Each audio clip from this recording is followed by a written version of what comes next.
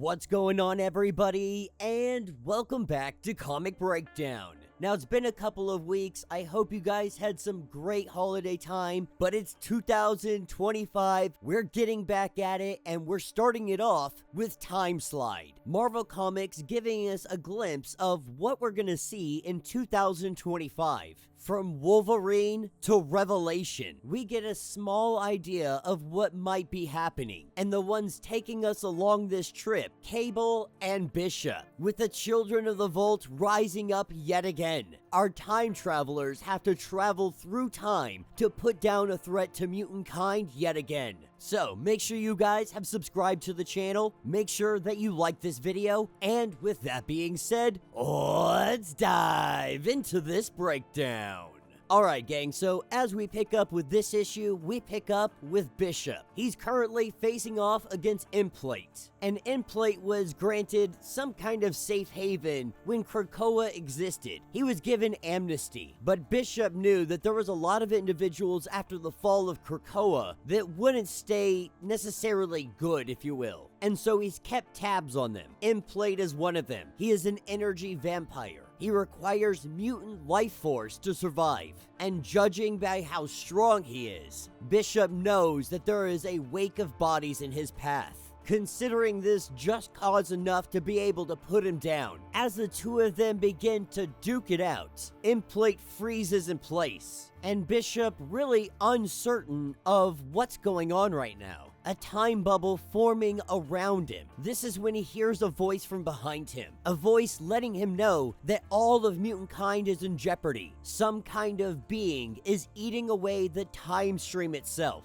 And this messenger to Bishop is Tempest. And right now, she's supposed to be in the white hot room. And she looks a lot different than what Bishop remembers. But she says that she's still there, at least from his perspective, or was, from her perspective. But for her, it's been some years. And judging by his reaction, this has got to be right after the first Krakoan age. Emphasis on the first Krakoan age. But she tells Bishop that there's not much time to explain. Her ability to jump is destabilizing, and right now they have to go get one more person. That's gonna drop them around the year 3077. As they jump into the time stream, this is when we get a small glimpse of things happening. What looks like Doom Supreme, Dormammu, the Revelation, aka Cypher, Cable's in here, the Thing, Sabretooth, and a small glimpse at an egg. Not only that, but the mutants surrounding. This was mutants' resurrection. So as it stands, we have to assume that some of these might be glimpses from the past as well. But getting through the time stream, they land in 3077. And that's where they run into Cable. Obviously asking the same question that Bishop did, wondering why she's here. Why she's not in the white hot room. But she tells him that there's no time for this. She's risked everything to come and find the two of them. The only two that have been successful in putting down a mutant threat that has persisted time and time again.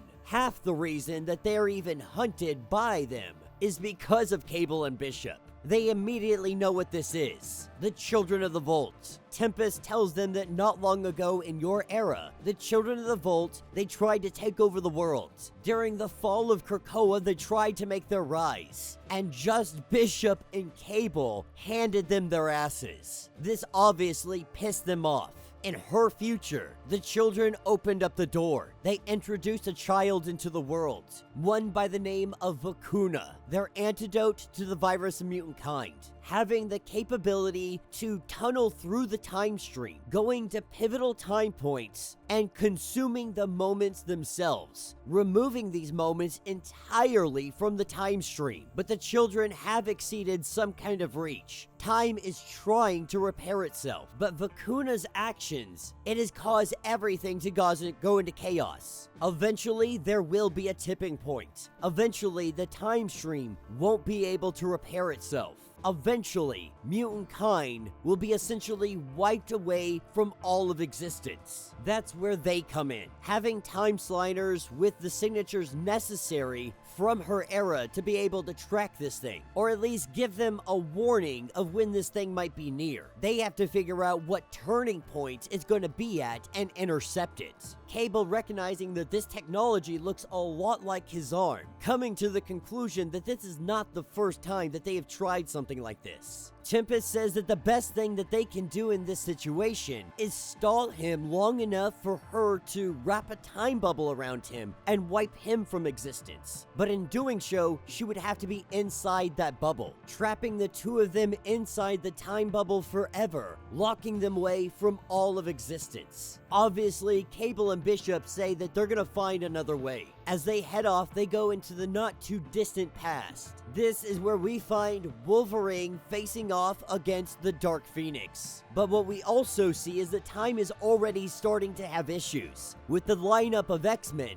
not being the lineup that it usually is. But with this X-Men team in the grasp of Dark Phoenix, as Bishop and Cable get ready to do something, that's when the portal opens up. Vacuna opens up, and it swallows the Dark Phoenix whole. Cable and Bishop, they open up with everything they have. They fire, but it does almost nothing to him, as it goes to swallow the rest of this X-Men team. Bishop time slides the two of them out of here. They go to the near future, Washington, D.C. Cable is livid. He's mad that they retreated. He believes that they could have taken that thing right there, right now. Bishop thinks otherwise. They needed to figure out exactly what this thing is, how they're going to deal with it, and how they're going to fight it. But as they arrive, this is when they are greeted by Warlock.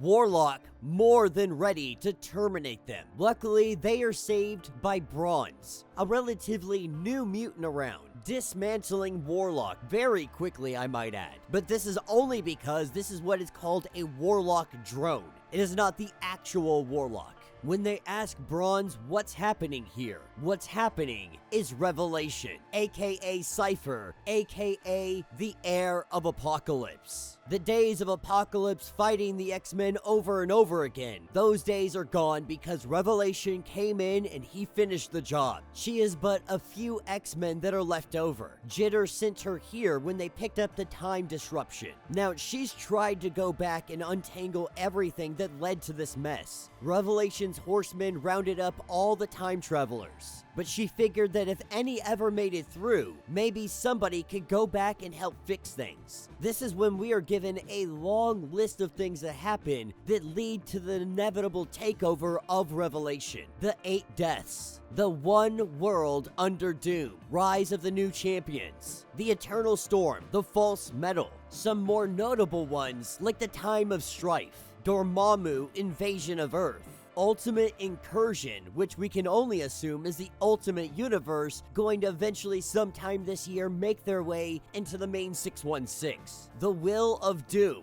Age of Revelation, and the Gene Bomb. All things that are destined to happen in the next coming year that will lead to the inevitable takeover of Revelation. But when given this information, they tell Bronze that we can't help you. Right now, they are being hunted. Vacuna is hunting them, trying to take them out through time. So the two of them, they time slide out of here. They go to Egypt centuries ago, finding themselves toe-to-toe with Apocalypse. Not necessarily important in any aspect, just believing that this would slow down their enemy. Seeing Apocalypse put down on his butt always makes Cable smile as well. With this brief distraction, the two of them attack, but he attacks back. And what he does is sends them through time, sends them to Genosha, the eve of extinction, barely able to time slide out of here. As the building is on the brink of destruction, we see Cable falling into the streets of Detroit, decades from the future. He falls in the time era of Bishop, Jackboot Central, the old stomping grounds of Bishop, witnessing everything that he had to endure, and Bishop landing sometime in the 3800s, battling against strife in his army. He sees the hell, the war zone that he comes from, begins to understand him just a little bit more. But the two of them know that they must get back together. They must find one another. And so Bishop thinks about the one place that they might actually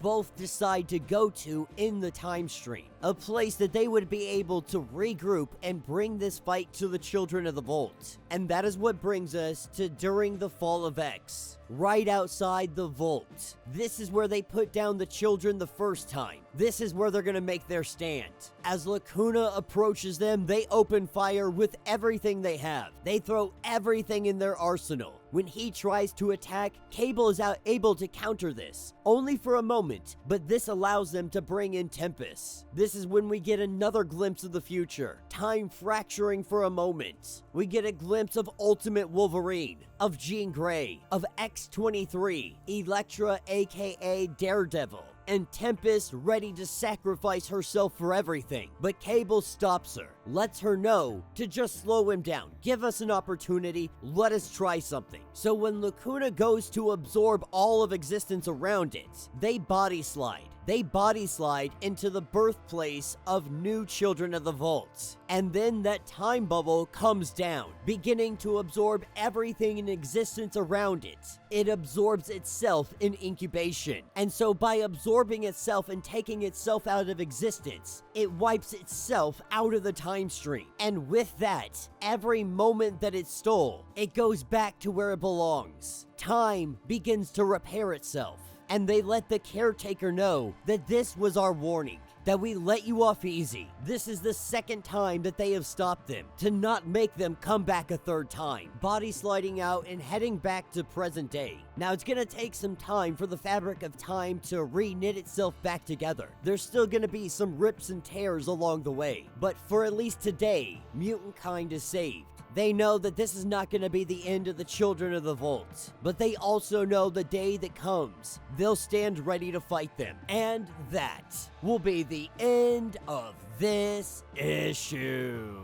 So let me know what you guys think down in the comments. Absolutely phenomenal issue. I love dealing with the Children of the Vault. Any idea that they try to devise, like Cable said, they adapt, they overcome. Mutant kind survives. That is what they are best at. Now, I would be lying if I said that I wasn't hoping that we would get a glimpse of Darwin. He's somewhere in that vault. He's been in there for hundreds of thousands of years. I believe last we saw that his consciousness, it evolved into AI. I don't think he was ever actually killed, or I don't think we ever got an end solution to what happened to him. I would have to go back and reread things. But one thing is certain that has been hinted many times. Anytime we're dealing with time travelers, they have always referred to this last era of Krakoa as the first Krakoan era. That means there is a second Krakoan era, possibly even a third. So the age of Krakoa is not over. The White Hot Room still exists. Mutants are still actively doing things there.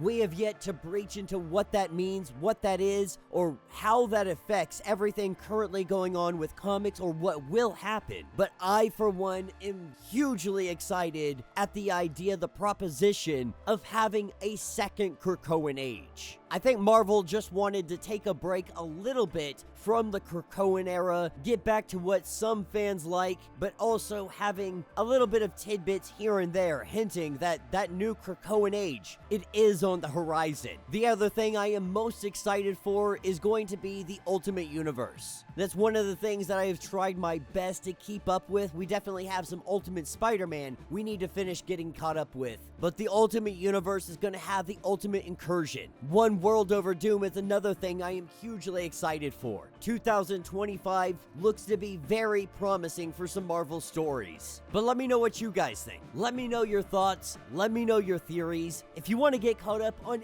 everything that is going on with this series, with everything that has happened with Timeless and all of those stories, check out all my playlists down in the description. It'll get you caught up on every story that we covered in 2024. If you would like to support the channel, you can always do so by subscribing to the channel membership. Much like Patreon, having multiple different tiers, from $1 to $50, from loyalty badges to comics every single month. Not only are you helping out the channel tremendously, you are getting tons of perks in the process. Now, if you're unable to do this, do me a favor, subscribe to the channel, like this video, hit that notification bell, and with that being said, until the next breakdown.